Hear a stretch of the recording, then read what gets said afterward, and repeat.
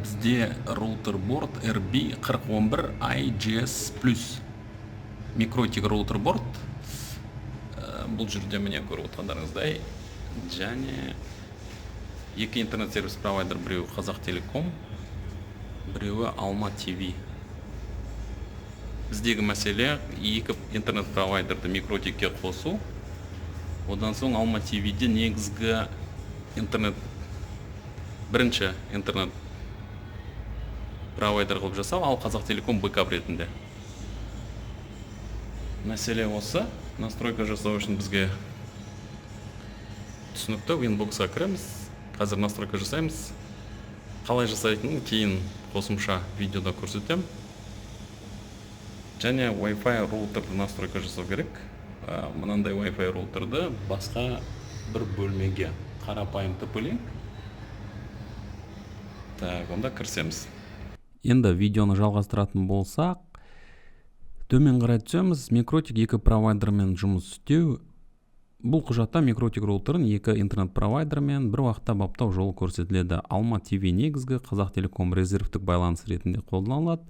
Сонымен қатар LAN клиенттер үшін PCQ көмегімен әділ жылдамдық Quality of Service орнатылады.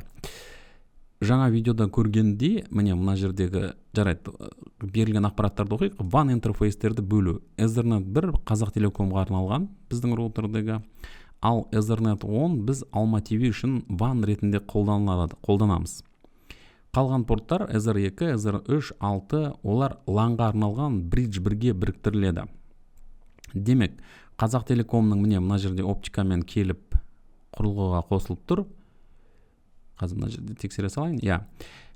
Оптикамен қосылып тұр. Одан кейін LAN портынан бізге интернетті беруде міне ақ кабельмен, ол біздің микротиктің Ether 1 портына қосылды. Енді біз Алма ТВ-дан тура осылай тағы да бір кабельді аламыз, LAN кабельді аламыз, және оны біз енді 10-шы портқа қосамыз. Ethernet 10-шы порт. Ал 2-ші, 3-ші, 4-ші, 5-ші, 6-ші кез келген басқа порттарды біз Bridge 1-ге біріктірсек болады. Яғни Bridge 1-ге бір осы жерде коммутатор сияқты портқа біріктіру арқылы міне басқа кабельдерді қосамыз. Мысалы, мына қара кабель, ол LAN кабель болады, LAN интернет. Одан кейін мысалы қосымша компьютерлерді қосуға мүмкіндік бар. Міне бір кабель төмен қарай түсіп, бұл тағы екінші компьютерге қосылған. Одан кейін міне сары кабель, осы Ether 2, Ether 3 Bridge порттардағы арқылы, ол да мына жерде Wi-Fi роутерге қосылған. Осылай Алма ТВ-дан интернет беруге жалпы switch ретінде ары қарай басқа порттарды қолданамыз. Енді бұл жерде не істеу керек? Демек қараңыз, мына жерде жазылғандай Ethernet 1 Bridge, бұл жерде Bridge-ден өшірілген, яғни міне disabled ES командасы болады. Себебі ол бөлек WAN ретінде қолданылады. Ал Ethernet 10 Алма ТВ WAN ретінде қолданылады. Яғни мына конфигурация show command дегеннен көріледі. Негізі интерфейс Bridge порттары осы жерде конфигурация көрінеді. Енді менің бұл жерде жалпы айтып көрсеткім келіп отырғаны, өкінішке орай мен сол жерде жаңа конфигурация жасау барысында бірден көрсете алмадым, яғни видеоны жазып ала алмадым. Енді біз жай мысал ретінде тағы да бір микротик құрылғысы осыған қосылып, яғни конфигурацияның қалай жасалатынын көруге тырысамыз. Мына жерде роутерборд, бұл кішкене басқа моделі, 951 UI2 ND деп аталынатын моделі. Осы жерде кішкене жай настройкаларды қараймыз. Енді көрсетейік, мысалы қараңыздар, интерфейс, бұл жерде Ethernet 1 Қазақ Телеком, Ethernet 10 Алма ТВ болады, қалған Ethernet порттары Bridge-ге қосылады. Оны қалай қосамыз деген болсақ, мына жерде Bridge жасаймыз. Осы жерде мысалы бір Bridge-дің бар екенін көреміз, оны мысалы қазір жойсақ та болады. Мүлдем. Одан кейін жаңа Bridge қосамыз, міне Bridge 1, Apply, OK. Осы жерге порттарды қосамыз. Қазір мына жерде автоматты түрде қосылған порттарды өшірейік. Одан кейін міне қалаған Bridge-ге келесі өзіміздің қажетті порттарымызды қосамыз. Одан кейін Алма ТВ-ні WAN-ға қосу DHCP арқылы деп айтылған. Себебі не себепті?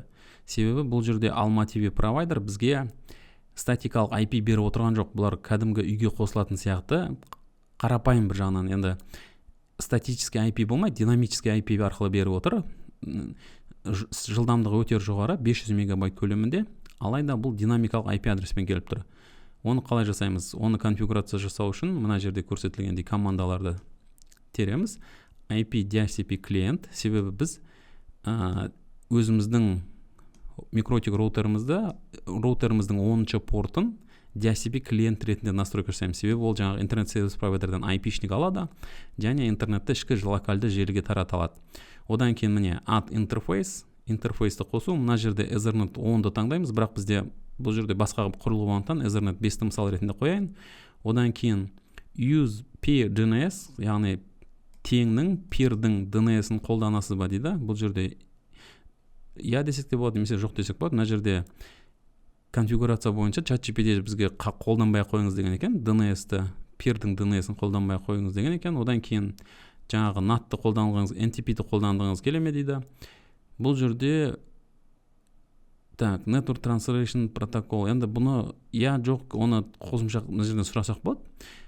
ChatGPT-ден егер сіздер мен өзім сұрағаныма сенімдімін, оны көрсетем кейін, бірақ мына жерде қалдырсақ болады галочканы. Одан кейін бұл жерде add default route. Default route қосыңыз келе ме? Біз қосымыз келеді. Қалдырамыз. Одан кейін default route distance. Бұл жерде қазір көрсетеміз. Мына жерде advanced default route distance бізде 1, себебі Alma-TV'ні біз main ең баста негізгі жаңағы default route қыламыз. Одан кейін басқа ешқандай конфигурация болмайды бізде. Осы жерде apply OK нүктесін басамыз. Енді өкінішке орай Ethernet 5 бізде қазір қосылмаған, сондықтан қызылмен жанып тұр. Алайда мына жерде біздің жаңағы осы компьютерный клубта сол Ethernet 10-шы порт қосылды кабельмен, және ол Alma-TV'ден DHCP бойынша IP-шник алды. Сөйтіп default route ретінде және distance 1 ретінде ол бірден автомат түрде іске қосылды. Енді Қазақ Телекомның WAN-ы статикалық IP адрес болды. Ол жерде оны мына жерде көріп отқандарыңыз міне IP адрес, add адрес, интерфейс Ethernet 1-де статикалық IP адрес бойынша Қазақ Телеком жасалып қосылады. Одан кейін IP route-ға келеміз. Мына жерде қараңыздар IP. Осы жерде IP route. Мына жерде қазір мысал ретінде Қазақ Телекомды жаңа дайындау барысында мен мысал ретінде IP-шникті жазған болатын. Соны қазір көрсете салайын. Былайынан жазамыз. IP route кез келген белгісіз дистанцияға арналғанның барлығын осы Қазақ Телекомның шлюзіне gateway-ге жібереміз. Сұрақтар болған кезде бұл жерде көріңіздер, distance қазір 1 болып тұр. Біз оны не істейміз? Оны distance 2 қылып өзгертеміз. Бізде Қазақ Телеком екінші қосалқы провайдер ретінде болады. Сондықтан бұл жерде дистанцияға 2-ні береміз. Apply OK. 2 болды. Енді біз Alma-TV үшін бір дистанцияны қалдырамыз. Мына жерде қазір кішкене жаңарту жұмыстарын жасайық.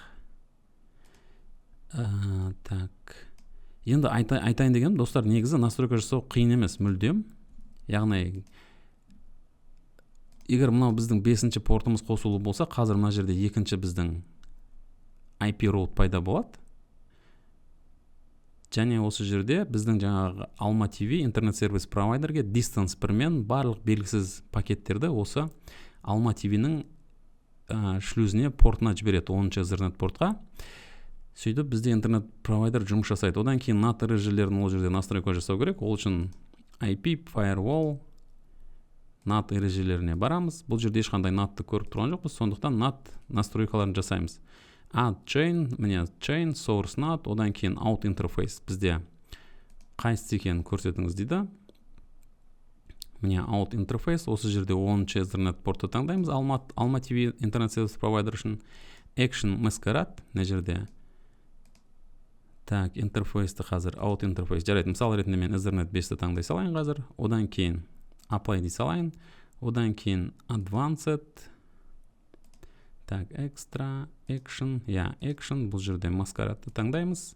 Яғни network address translation функциясы іске асады. Одан кейін comment, бұл жерде қосымша ақпарат қалдырып кетсек болады. Комментарий, яғни біздің Alma-TV-ға баратын network address translation деп. Сол сияқты Қазақ Телекомға да қосамыз. OK, apply, OK. Одан кейін бізде мына жерде network address translation ережесі пайда болады. Alma-TV-нікі сол сияқты екінші Қазақ Телекомның да NAT-ын жазуға болады. Ол үшін мен әшейін командный строкаға көшіріп қоя салайын. Мысалы қараңыздар. Paste, enter нүктесін басамын. Және мына жерде менде қазір кішкене артық терезелерді жауып тастайын. мынау тұра берсін, бізге керек мынау. Так, IP firewall. Так.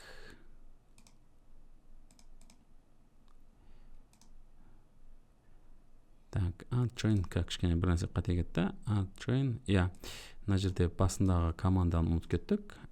Қоямын, одан кейін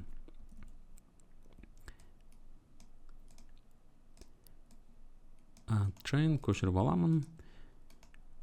Past enter нүктесін басамын. Міне, бізде енді команда қабылданды.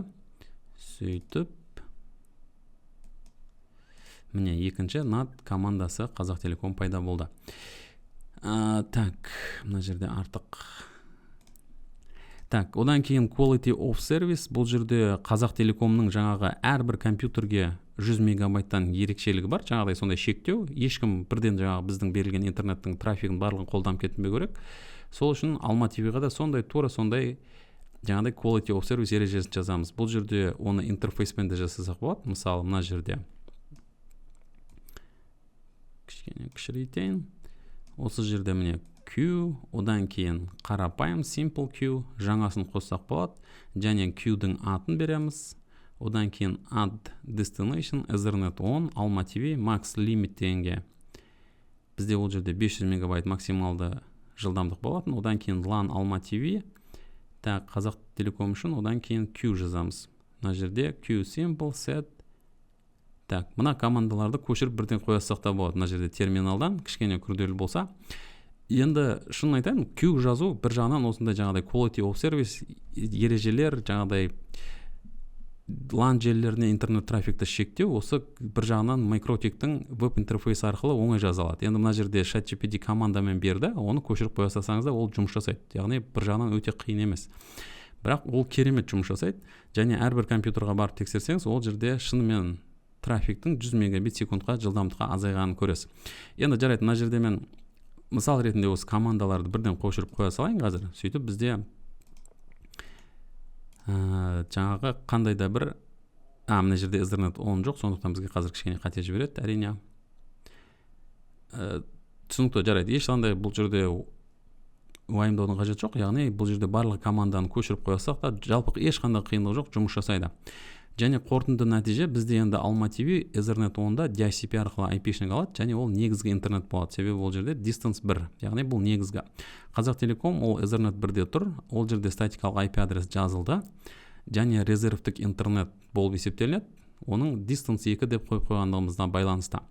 Одан кейін барлық LAN клиенттері осы bridge 1 арқылы қосылады. Себебі ол жерде мына тұрған қара кабель ары қарай switchке барады.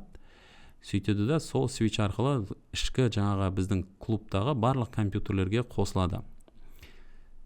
Әрбір клиентке максимум 100 мегабит жылдамдық беріледі. Бұл жерде PCQ әділ бөлу ережесі қолданылды. Failover автоматты түрде жұмыс істейді. Яғни бізде мына жерде Alma TV-ның кабелін суырып тастасақ, 2 секундтан кейін Қазақтелеком бірден ары қарай пинг кетіп, Қазақтелеком арқылы интернет жұмыс жасайды. Қайтадан Alma TV-ні қосатын болсақ кабелін, онда бірнеше жаңағыдай 1-2 секундтың ішінде Alma TV-ға қосады. Осындай failover, яғни резервтік интернет сервис провайдерлер пайда болады. Бір жағынан тамаша, яғни Alma TV енді түсінікті, клубтарда мысалы бұл жерде интернет өте маңызды, қолданушылардың көпшілігі онлайн ойындар ойнайды. Сондықтан осындай резервтілік интернет қарастырылған, және ол тамаша жұмыс жасады. Біз оны жаңағыдай әр компьютерге барып тексердік, одан кейін пинг жасадық, спид тестпен тексердік. Мысалы, мен қазір мына жерде спид тестпен өзім үйдегі интернетті тексеретін болсам, бұл жерде қай сервис провайдерге қосылғанын көрсетеді. Менің жағдайымда мен Beeline-нан қолданып отырмын интернетті. Қазір спид тесті көрейік ашылғанын. Так, жарайды, спид тестпен тексердік, және Alma TV-ні суырған кезде Қазақтелекомға ауысты, Қазақтелекомда Alma TV-ні қайтадан қосқан кезде Alma TV-ға қайта ауысты. Сөйтіп барлығы жақсы жұмыс жасады. Енді спид тест міне Beeline-ді көріп отырсыздар. Менде интернет сервис провайдер Beeline, және мендегі IP адресті көрсетіп тұр. Бұл жерде маған жеке тағайындалмаған, бірақ біздің осы үйдегі жаңағы IP адресті көрсетеді. Жақсы достар, олай болса бұл сабақ пайдалы болды деген ойдамын. Келесі видеода кездескенше қоштасамын.